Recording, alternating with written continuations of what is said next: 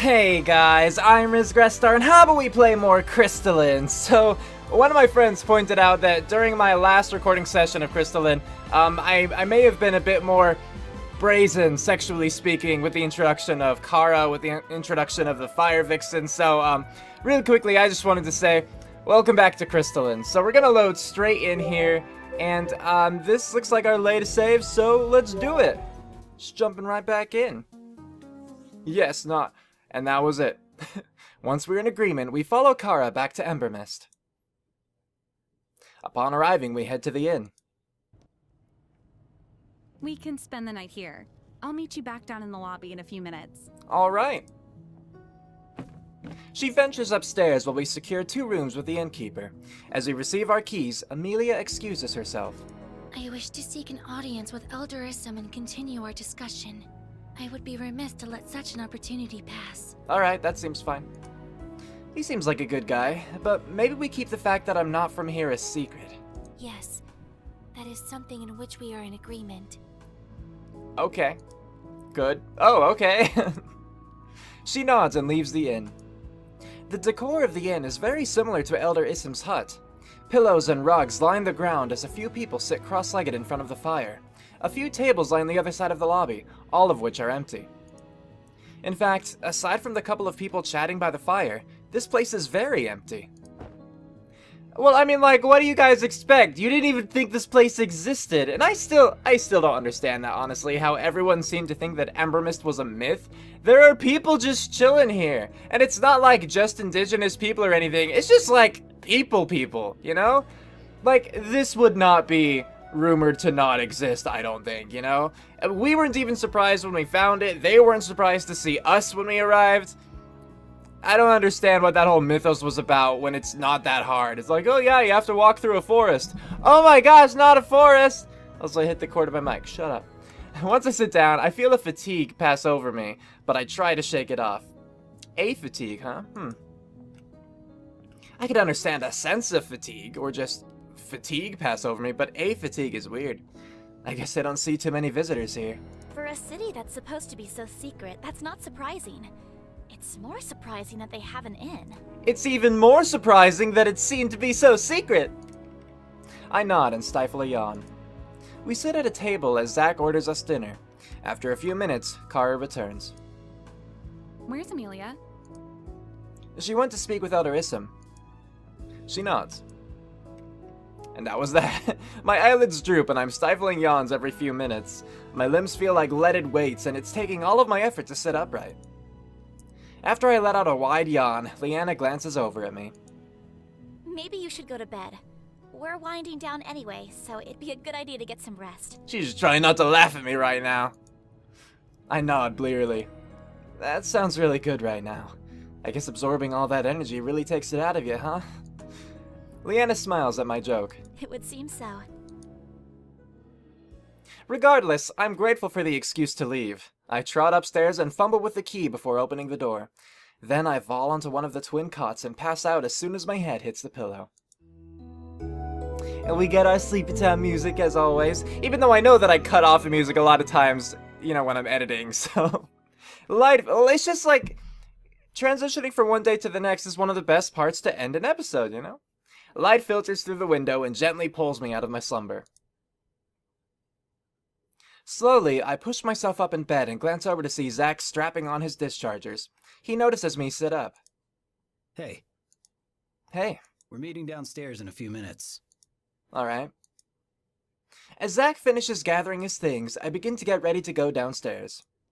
The group gathers down in the lobby. I greet everyone and turn to Amelia. How was your chat with Elder Issam yesterday? We had a very productive discussion.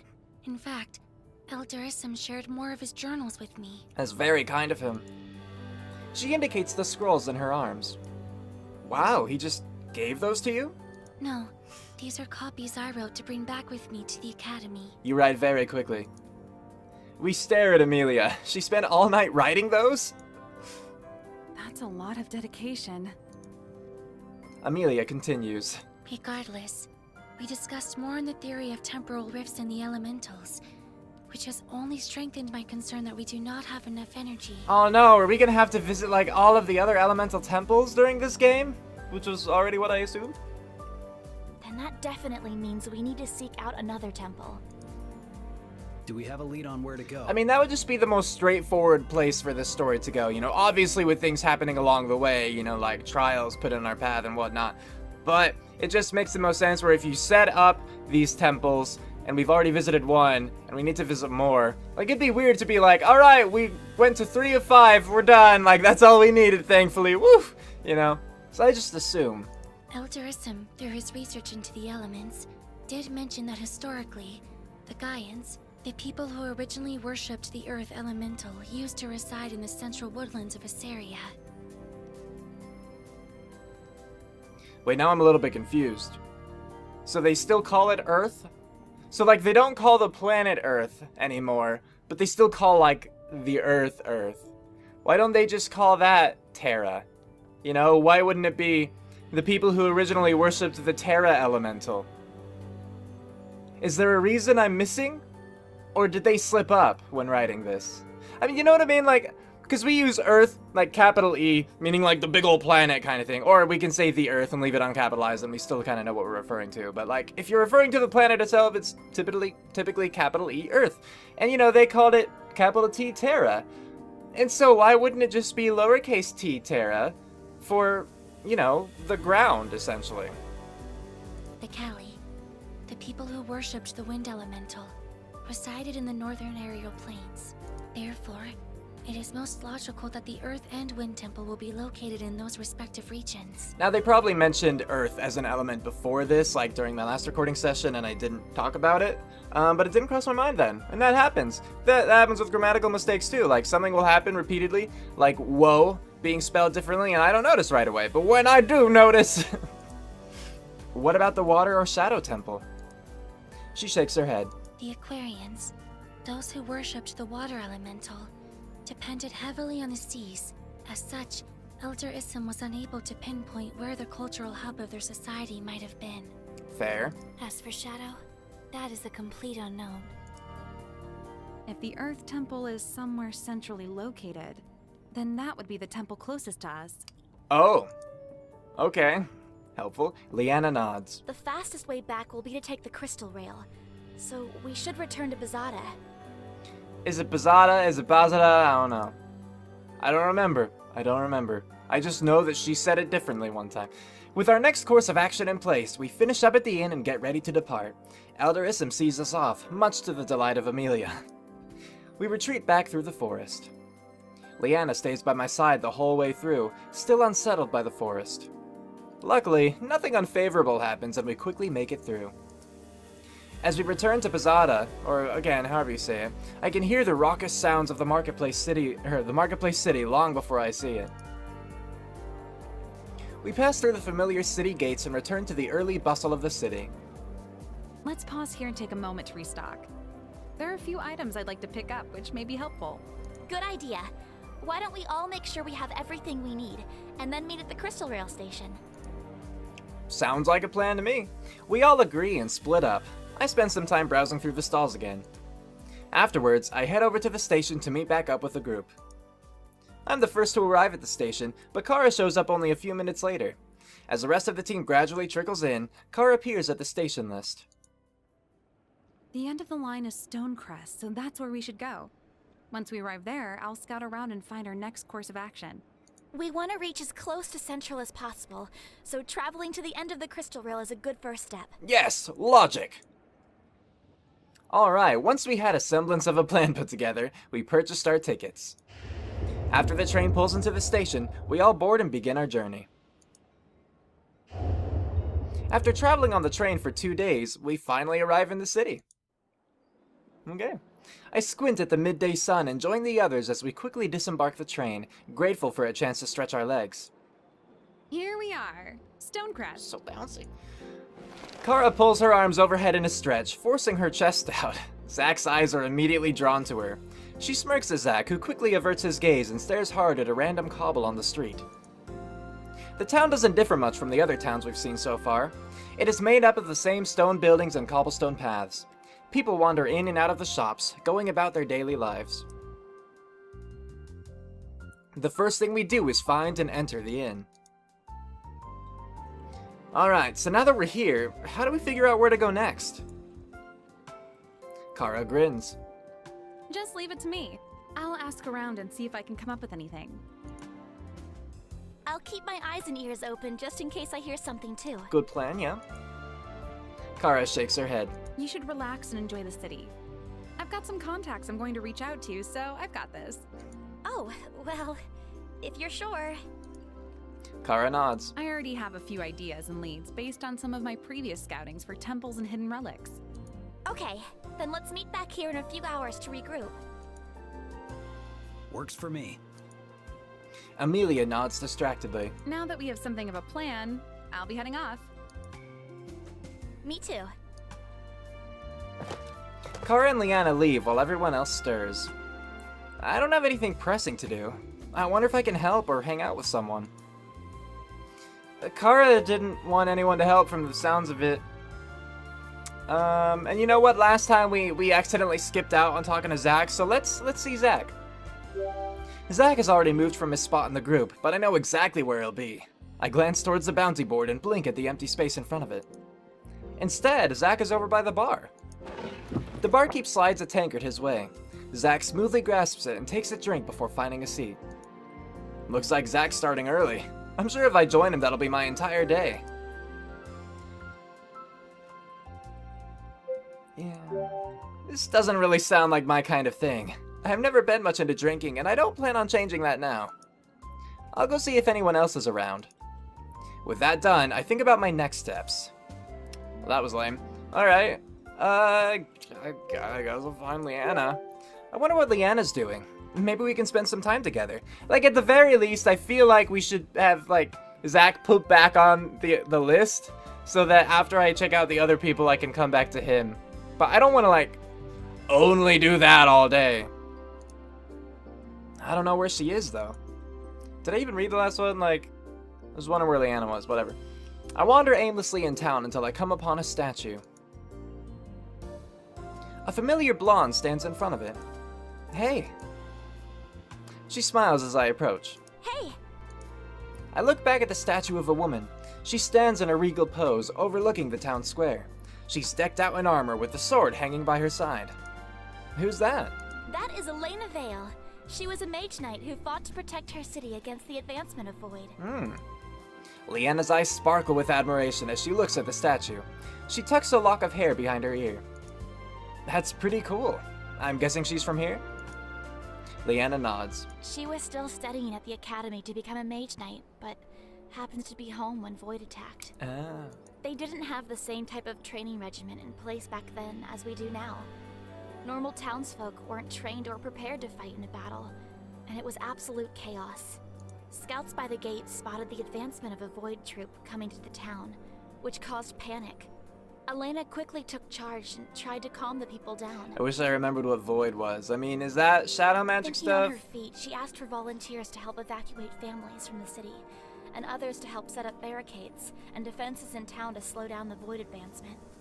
Those who stayed to fight knew what the consequences would be, but Elena's unfaltering bravery rallied them. Together they found whatever they could to block off the streets and alleyways. That way, they could at least try to control where the fights happened. That's good. And then, Void entered the town. As you might expect. That must have been a bloodbath. Leanna grimaces. It wasn't pretty. These weren't trained soldiers, but still, they persevered for their town. Elena and a team of guards sought out the leader of Void, who was hidden in the back lines. They used hidden passageways in the town to quickly reach him, using her magic and training. She was a formidable match during the skirmish, and at one point, she even had the upper hand. Doesn't sound like it ended well for her. When the leader realized that he may be cut down, he cowardly tried to retreat. He cast a line of shadow fire between himself and Elena, which stretched across the road. It burned both any Void followers and townsmen alike who were caught in the crossfire. Fire typically does that. She begins to speak in awe. But that did not stop Elena. She leaped through the dark flames and ran her sword straight through him. Oh, so it did kind of end well. Yeah, I'll go with it. My mouth drops. That is so cool! Leanna grins broadly, her eyes sparkling. It was. And a huge morale boost for anyone who witnessed it, too. I can imagine. She literally jumped through fire. I'm assuming that was the fatal blow that killed the leader. Leanna nods. Unfortunately, shadow fire is far more deadly than regular fire. And it proved to be fatal. I see. She sacrificed her life to save the people of her town. That's admirable. What happened then? With the Void Leader defeated, the rest of the followers broke down and either fled or surrendered. Thanks to Elena, this town wasn't taken over. That's always a positive. You seem to know a lot about her. Or at least one story. Leanna brightens up again. Of course, she's such an inspiration. There aren't many Mage Knights who are women. Oh. While Elena may not have been one of the heroes of Asaria, who defeated and ended the conflict with Void, she still made just as big an impact to the people of this town. To me, Elena embodies what it means to be a Mage Knight. Being a student didn't stop her. She still did everything possible to protect those who needed it. Gotcha. Is that why you became a Mage Knight? It's one of the reasons. Elena showed me that no deed is too small to make an impact on someone. As a Mage Knight, I get sent on missions all over Heavengard. I feel like I can make more of a difference than if I were just a research mage. She grins. Plus, getting to travel around and meet new people isn't so bad. Yeah, not if you're a social person. How does your family feel about you traveling so much? While they don't think it's ideal, it's something they're already used to. Oh, okay. Oh? Leanna nods. My older brother is also a Mage Knight. Well, that'll do it. Oh, so you kind of followed in his footsteps. I guess you could say that. Do you two get along? She thinks, then nods slowly. Yeah, we do actually. He must have been really happy to hear you've become a Mage Knight, too. Leanna shifts her gaze away and smooths her skirt. When she looks back up, she seems too cheerful. Well, that's a long enough break. I should go and help Kara with the search. I know she said we didn't have to, but investigating is part of what I do. So is he dead? Or is... I'll meet you back at the inn. I don't know. That was a fast change in her demeanor. It must have been something I said. Yeah. Alright, I'll keep looking around too. I mean, the way I see it, either he's dead, or he very much disagrees with her being a Mage Knight, you know? Like, one of those two. I don't know. She flashes me one last smile before quickly disappearing down the street. I guess I'd better get a move on as well. With that done, I think about my next steps. Screw Zach! I don't need to see him again. He's just being an alcoholic. Look for Amelia. I wonder what Amelia's doing. I make a big loop around the town, but don't find her anywhere. Racking my brain, I try to think of things that Amelia would be interested in. Maybe a library or museum or something bookish. I make another lap around town, but don't find those places. Well, I'm making no progress just wandering around. I better return to the inn. She's here, right? Okay, I make my way back, and I'm surprised to see a familiar set of pigtails sitting quietly at one of the tables. Amelia looks up at me as I approach her. Greetings. Hey. She makes no indication to speak again. What are you doing here? I am awaiting the rest of our group at our designated meeting point. Right, but we still have a lot of time before the others are going to show up. She blinks. Yes, I'm well aware of that information. Don't you want to explore the town? No, I continue to stare at her, so she explains. I do not possess the contacts of Kara to pursue a lead on our next destination. Nor are there any familiar channels of leisure for me in the city. I see. The only option available is to reconvene with the rest of the group. Hence, I'm awaiting everyone's return. I'm not sure that's the only option. I mean, I wouldn't say it's the only option, but I get if it's the only option you're comfortable with. Familiar channels of leisure? Is that her way of saying there's nothing fun here? There's gotta be something fun to do around here. She shakes her head. From my understanding, there is no library or museum. I can kinda confirm that. Fun is a broad term. Are those the only places you've looked for? She nods. Fun could mean more than just that. Have you tried looking for someplace with games or something? She cocks her head to the side and looks at me curiously. You know, like... I pause as I try to think of what type of games would be in this world. Maybe stuff you'd find at a fair? Or like, we played that card game. She seemed into it. Ring toss or knife throwing or whack-a-mole. Amelia pauses. Perhaps you are describing a carnival. Yeah, that's it. I did not seek out that information, but I believe I may know the location of what you are seeking. As a matter of fact, there is a carnival going on in town right at this moment. How fortunate for us. Really? That's great. We should go. She pauses as she thinks, then gets to her feet. I suppose frequenting an establishment such as that could be considered a form of learning. Okay, yeah, sure. That's one way to look at it. That's right. Let's go. Amelia exits the inn and heads confidently out into the streets. I keep up as she turns onto side streets, and before long, she pauses in front of an open alley. It reminds me of the fairs and carnivals we have back home. People set up their two words, blah, their stalls along the side. Okay, it can be one word, but in this case, it's supposed to be 2 words. Set up their stalls along the sides, but instead of selling wares, they advertise activities. There are stalls offering targets to test your skills, like weapons. Like what? There are stalls offering targets to test your skills, like weapons throwing, or stalls which will guess your weight or age. There are stalls offering targets to test your skills, like weapons throwing, comma, or stalls which will guess your weight or... I assume that's what it's supposed to be. It needs to be separated. The information I think was all too clustered. I couldn't differentiate. Amelia glances at me. Is this what you were suggesting? This is even better than I imagined. Which one do you want to check out? I am content to merely observe. That's no fun. You should try one. She doesn't seem to be interested in choosing. I guess that means I'll just have to choose for her. Maybe we should go for something more engaging, like target throwing. Looking around at those stalls, I don't recognize what half of these options are. There's something with floating circles and something else with bottles. I pause when I see the stall with dischargers.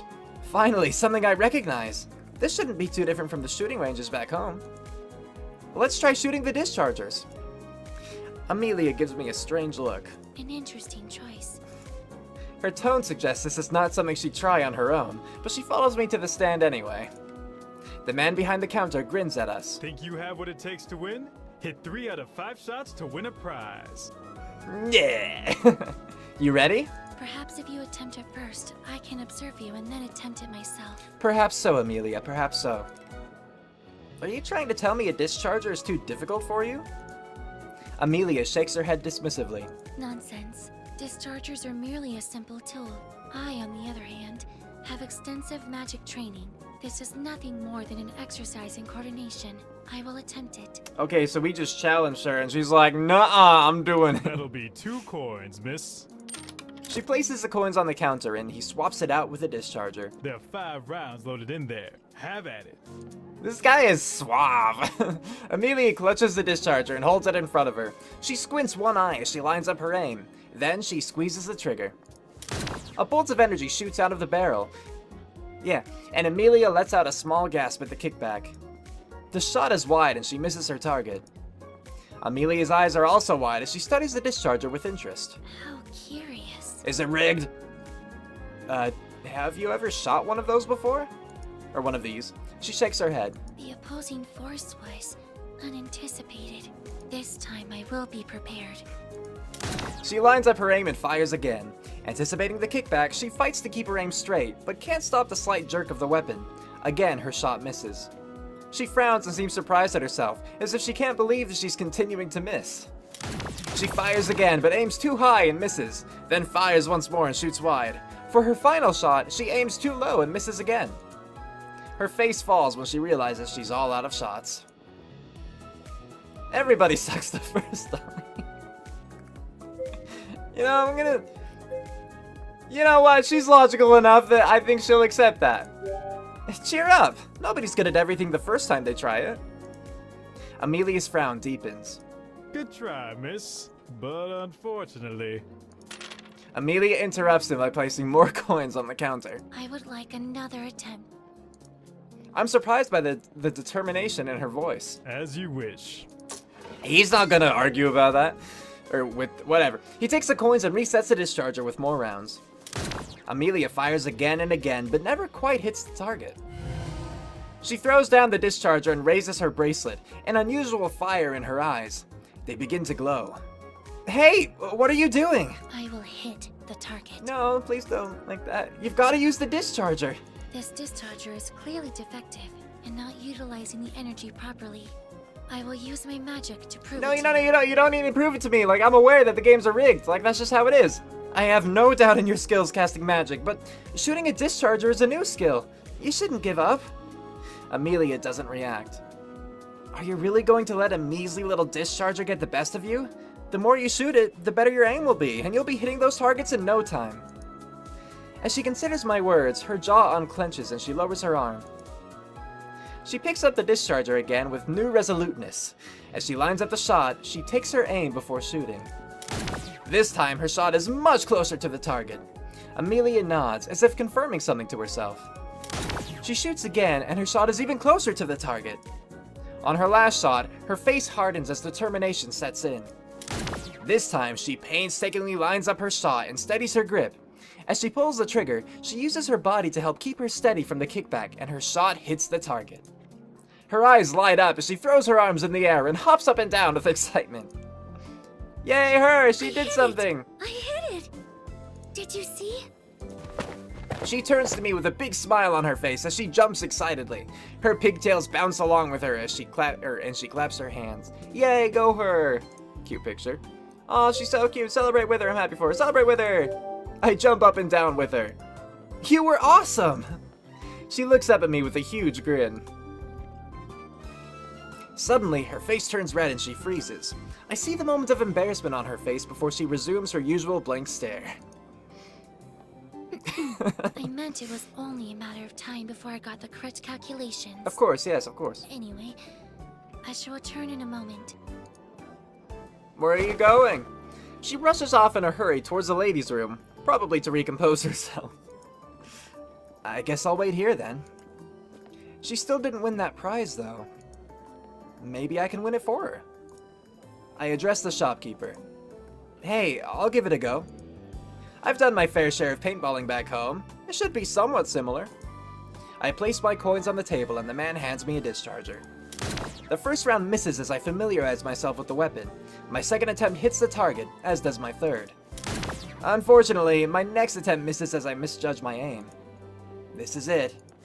I steady my aim and fire! Hit! My aim is true when I hit the target! Yes! I put down my discharger and pump my fist in the air. And now I didn't see, was that actually like timed? You know, like they would in Ace Academy? Because I just saw like one was, I think it was like miss, fail, and hit. So I just selected a hit, but I didn't see if it had a timer. I tried to be quick about it. The man grins. Nicely done. Well, here's your prize. Congratulations. Come back again sometime if you want to try again. He hands me a pink Pongo plushie. Aw, yay. Thanks. Amelia returns and her eyes grow wide when she sees my plushie. How did you acquire this? It's the prize from the game. She looks at me with surprise and seems impressed. You attempted the game, and you were successful? Yup. I see. She eyes the discharger booth again. I hold out the plushie. This is for you. She blinks. But you earned this. I already have a Pongo. I don't need another one. I place the plushie in her hands. Let's check out another stall. Okay. I don't know how she feels about that. I turn around and begin walking, but not before I catch the small smile on Amelia's face as she hugs the plushie close to her. Never mind, I know how she feels about it. That's good. As we wander the stands, I think about Amelia and her Magecaster program. So, I've been wondering, as a student at the Mage Academy, won't coming on this adventure with us affect your classes? That is not an issue for me, as I do not have classes. I see. You don't? I assume independent study. She shakes her head. Oh, then what have you been working on? My research studies. A significant component to becoming a Magecaster is research study. That is my focus and basis for participating on our travels. Gotcha, yeah. So you just have to document research of a subject area of your choice and you're done? To put it so plainly does a disservice to the amount of effort involved in formally achieving the status of Magecaster. But ultimately, you are correct. I agree with you. Sounds a bit like she's working on the equivalent of her dissertation. So, if that's it, why haven't you done it already? It is not so simple. I had taken into consideration furthering the research on temporal rifts and the other parallel worlds. But such an endeavor would have been fruitless without an avenue for further research. Like this? That explains her fascination with Elder Issim and Ember Mist. And then I came along. She smiles. Precisely. Aren't you worried the Mage Academy will come looking for you? After departing the academy, I did ensure that a notification would reach my professors to inform them that I am currently traveling on a research study. These studies are quite numerous and common amidst my peers. I see. Amelia pauses in front of a stall. Shall we attempt this activity? Sure. Look at her. She's actually like suggesting it herself now. We spend some more time trying out the other stalls before we decide to leave. Amelia returns to the inn, but I decide to stay out a little longer. With that done, I think about my next steps. Screw Zag! Let's find Kara! Maybe I can help Kara with her search. Or maybe I can help Kara with her search, because like not anyone else is really searching. I search the streets of the city, but I seem to